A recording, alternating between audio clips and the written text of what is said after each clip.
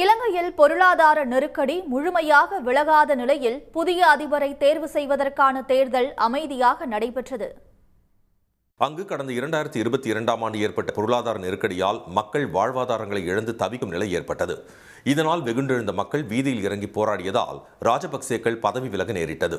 அதைத் தொடர்ந்து இடைக்கால அதிபராக பொறுப்பேற்ற ரணில் விக்ரமசிங்கே பதவிக்காலம் நவம்பர் மாதம் முடிவடைவதால் அங்கு இன்று அதிபர் தேர்தல் நடைபெற்றது. காலை 7 மணி முதல் நடந்த வாக்குப்பதிவில் வாக்காளர்கள் ஆர்வமாக வாக்களித்தனர்.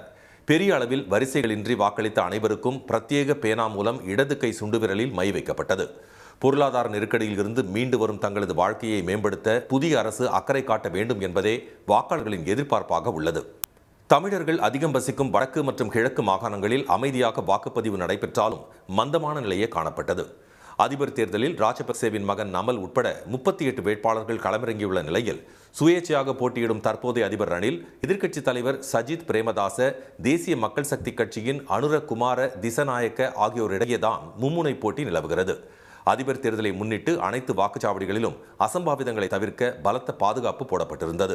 வாக்குப்பதிவு மாலை 5 மணிக்கு நிறைவடைந்த நிலையில் நள்ளிரவு அல்லது நாளை அதிகாலையில் இலங்கை புதிய அதிபராக பொறுப்பேற்கப் போவது யார் என்பது தெரிந்துவிடும். உடனுக்குடன் செய்திகளை தெரிந்து கொள்ள சன் நியூஸ் பெல் ஐகானை கிளிக் பண்ணுங்க.